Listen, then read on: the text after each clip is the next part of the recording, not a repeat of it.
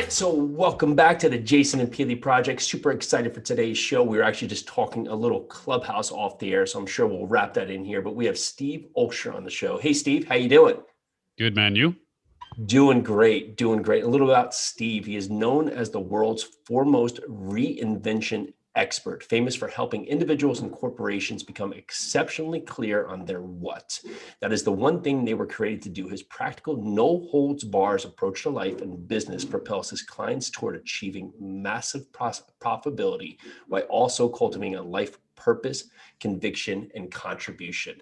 So Steve, how did you find out that you were good at that, to find out what was lacking in most others? And you think of it, like everybody has these goals, these dreams, and typically they can't find a way to even get started. And it usually comes back to it is that they're not specific enough about what they want and why they want it. So where did you find that to say, well, I got it, I can help you? Yeah, I mean, same question I've been asking myself, right, for the majority of my adult life anyway. Just why am I here? What am I good at? How do I get paid exceptionally well for something that comes as naturally to me as breathing? And how do I do something that doesn't fall outside of what one might call a comfort zone? You know, and I know people are always talking about expanding your limitations and this, that, and the other. And I get that. And you want to stretch yourself for sure. But at the same token, you spend enough years trying to, I guess, let me just say, trying to jam a square peg into a round hole, right? I mean, you just continually end up in pain. So it's really just it's been a matter of trial and error for me over the years in terms of different careers, different iterations of who I am. And the more I kept trying to figure things out with like the Myers-Briggs and the What Color Is Your Parachutes and the Strengths Finders of the worlds, the more I really just had questions and answers, and just kind of fell into this whole process of figuring out the three key pieces of the let's just call it the personal development puzzle. And if you just have those three pieces in place, it really can make all of the difference. But I figured it out literally by trial and error. What's the three pieces? So we're talking specifically about the What Is Your What framework, right? And so What Is Your What is the book I put on the New York Times list in 2013.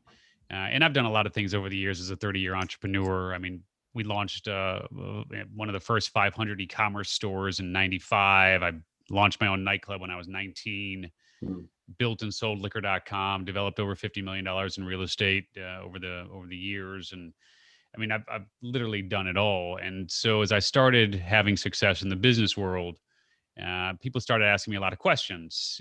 How do you do this? Can you help me? This, that, and the other.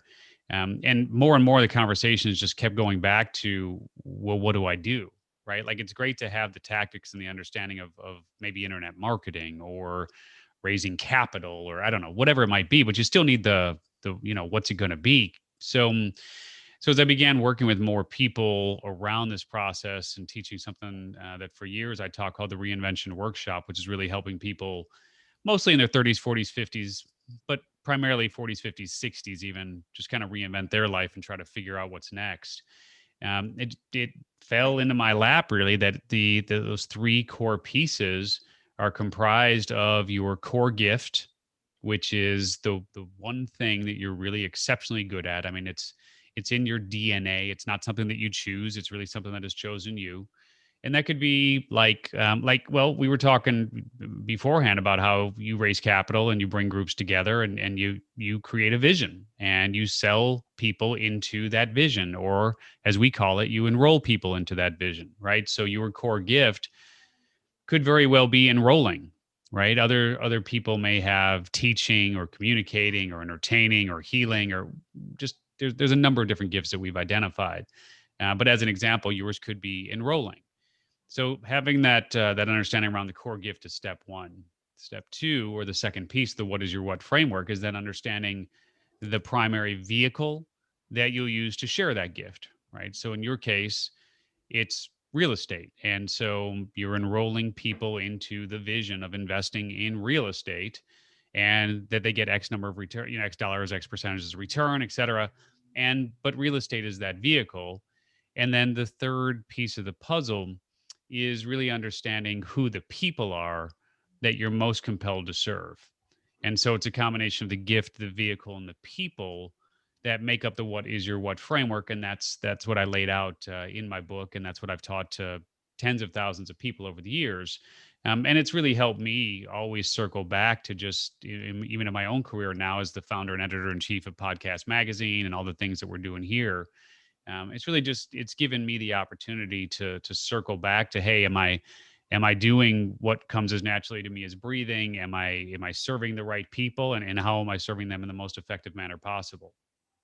And for most people, the tens of thousands of people that you've spoke to, is it generally that you find that they've never been in a position to think this way that's held them back, or they just haven't wanted to do the work up until now and they've said enough's enough? Now is the time I have to do it because I'm 40, I'm 50, I'm 60, and I don't want to leave this earth and look back and regret.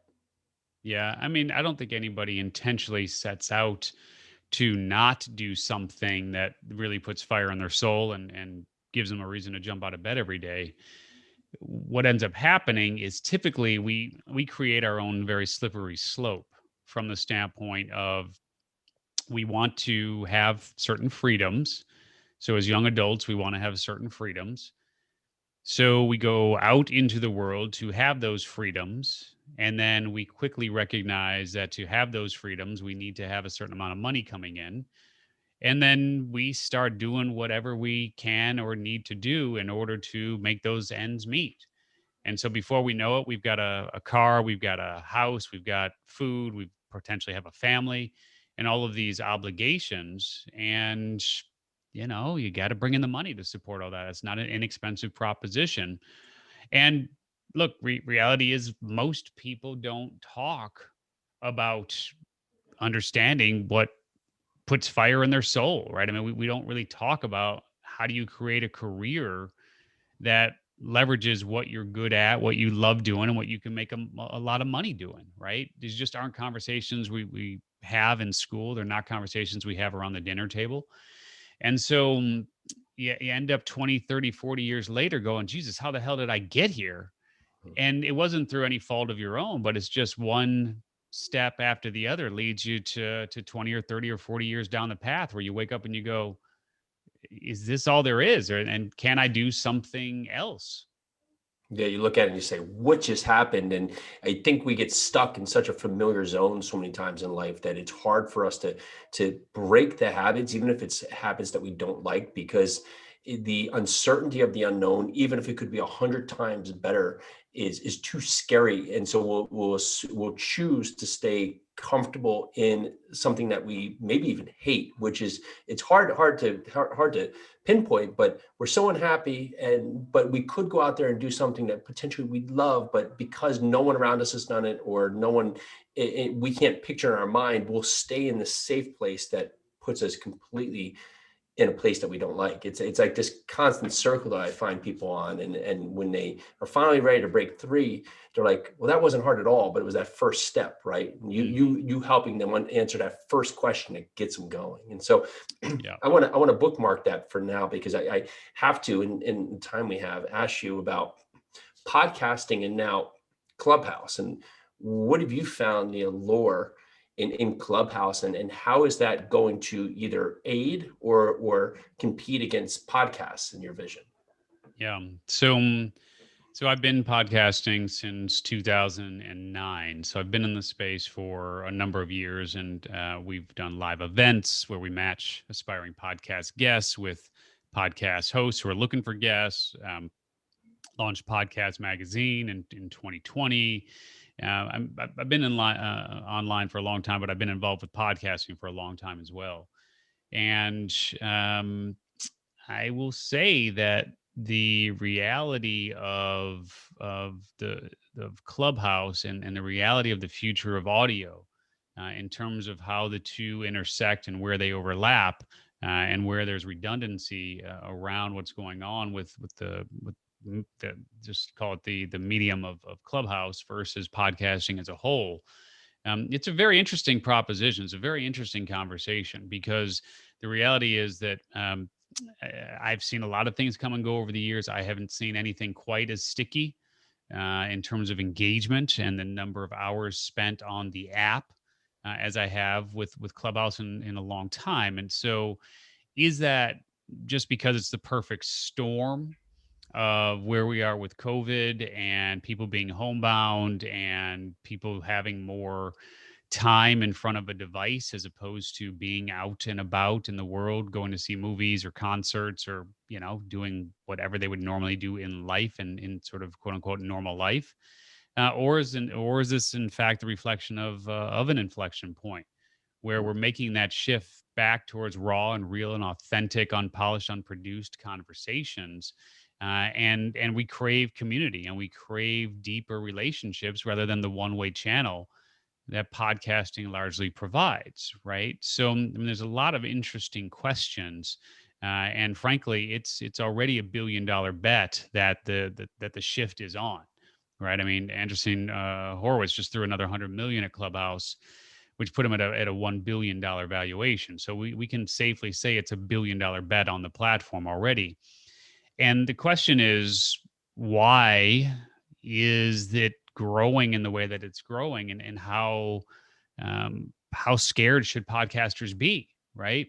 And I would just simply say that I think there is room for both. I think that anyone who is having the conversation around does one preclude the existence of the other is being very short-sighted, because the reality is that one, I believe, very much complements the other. There is certainly the FOMO nature of Clubhouse, where conversations are taking place and real relationships are being built, and you have access to interesting and influential people from across the globe, and you're having real conversations. And though there's absolute value to that. It's kind of the meetup of today, right? If you think about the success of Meetup and why Meetup did so well, it's because people crave connection and people want to meet in real life. And this is a safe way to do that.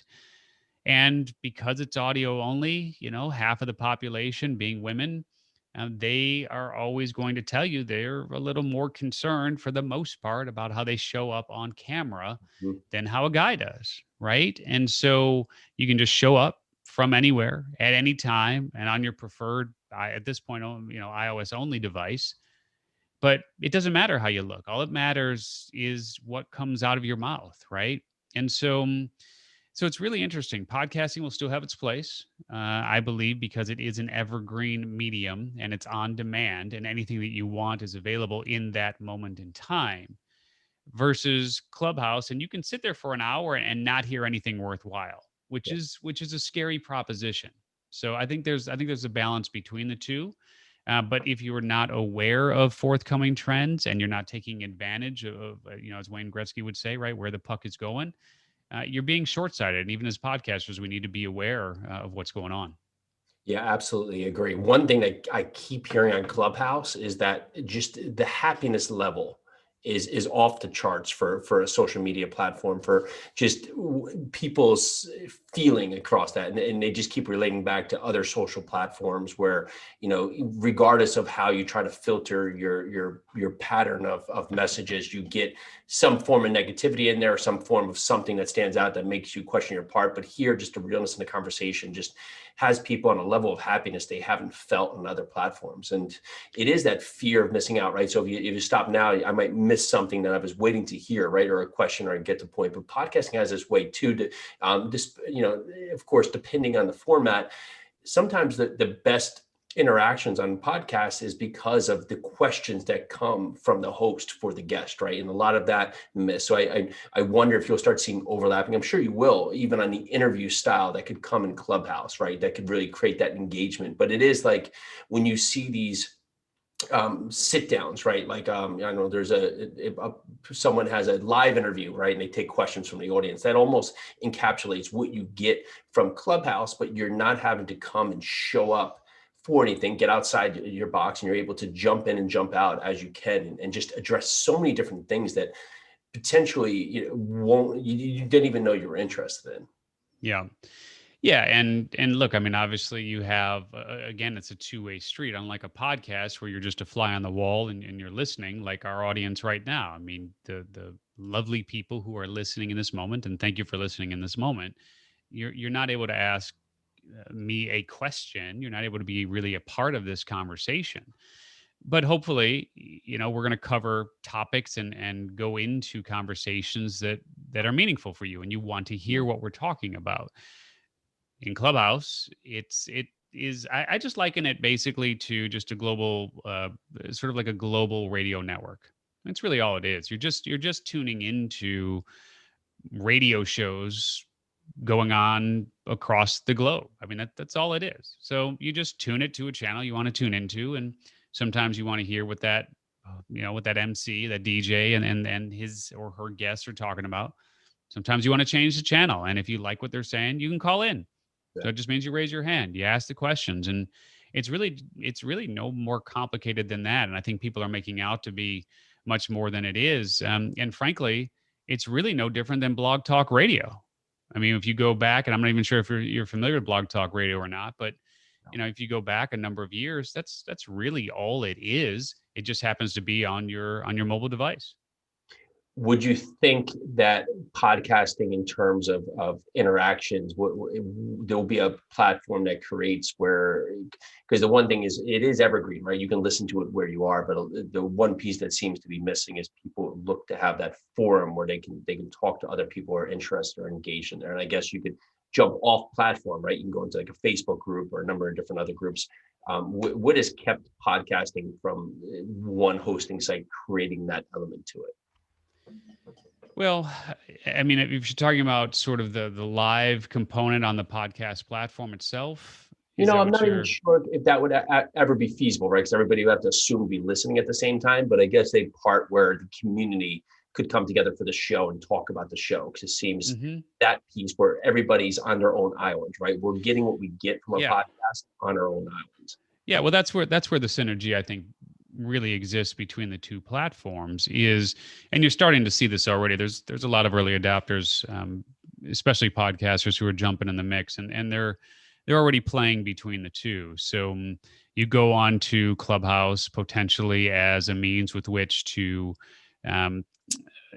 it can work both ways. You can start on Clubhouse and then you can continue the conversation in your podcast, or you can start with the podcast and then continue the conversation on Clubhouse, right? So, I mean, it really can work both ways. And frankly, I think the way that it's going to work best is the latter, where we sit down, we have a conversation, and then, hey, if you love this conversation, I'm going to be sitting down with Steve on Thursday, March 26th at 10 a.m. Pacific on Clubhouse. Come in, let's ask your questions. We'd love to hear your feedback on the show, right? So it almost becomes like a two-parter.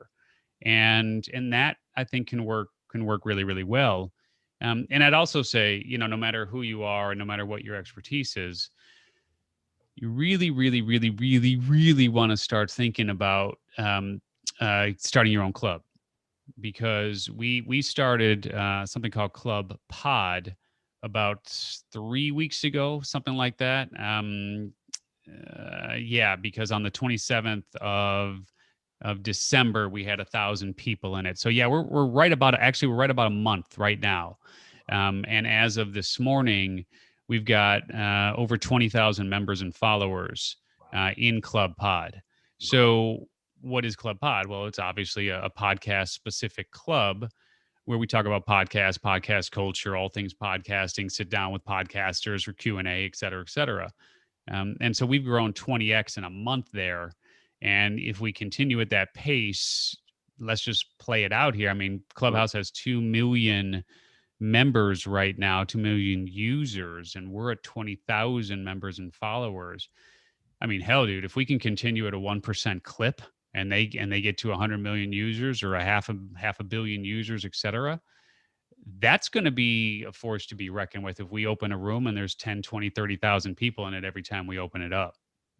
I love it. Yeah, we actually just got approved for a club, Multifamily Live, and I think there you go, 5 days ago, and we got like 400 members. I was like, whoa, look at that. So, just like that. It's been fantastic. I absolutely agree. If you're in Clubhouse, start groups, start rooms, get in there and look to put a club together, because if you are looking to serve, it's the best way to get your community together. And Steve, I know you have a hard stop here, so appreciate your time.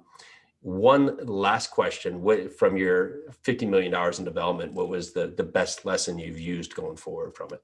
Oh, Jesus, man. I'd like to say that all of it's been, just peaches and cream, but I started developing in 2000.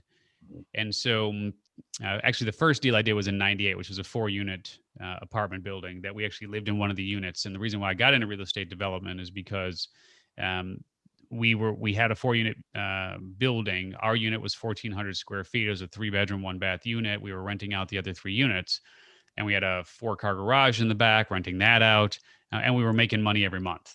So I was like, well, this is kind of cool. And so that was the first deal that I did. And then over time, boy, you name it, residential rentals, residential condominiums, office, commercial, mixed use, all sorts of different projects. And unfortunately, like many people, I ended up getting caught up in that crash of 06, 07, 08. And just pains me, but we had to give several really great properties back to the bank. I had some really bad representation on one property and actually got sued by the lender.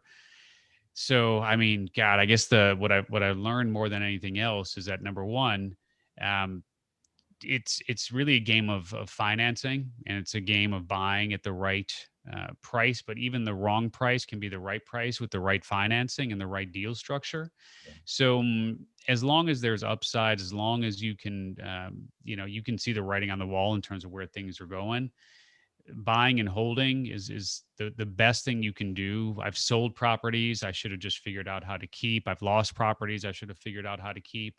The most recent project that we did was a 144,000 square foot concrete warehouse loft building in Chicago that we converted into 68 residential rental units, lofts, and 68 indoor parking spaces, about 3,000 feet of commercial. For that one, we lined up a HUD loan, which at the time was just crazy cheap at 2.8% or whatever it was. Yep. And that's what really made the difference, in terms of that being a profitable building. We'll end up selling it this year because I'm having a bit of an issue with my partner there. But the long story short is I believe that the game of real estate more than anything else is buying, holding, refinancing, and cashing out on a tax-free basis. And those who are looking to own properties outright and those sort of things. I think that's actually, I think it's a little bit of a misconception in terms of the strategy around real estate insofar as really how to benefit from all of the things that owning real estate can offer to you. So I would just caution you on, of course, you don't want to be too leveraged, but at the same token, using leverage in real estate is just plain smart. I love it. Steve, you've been successful in so many different spaces. I'll continue to follow you. I'll come over, get in the club, join you guys over. Exactly. Do it. Thank you so much, Steve. Super appreciate your time. Have a great day.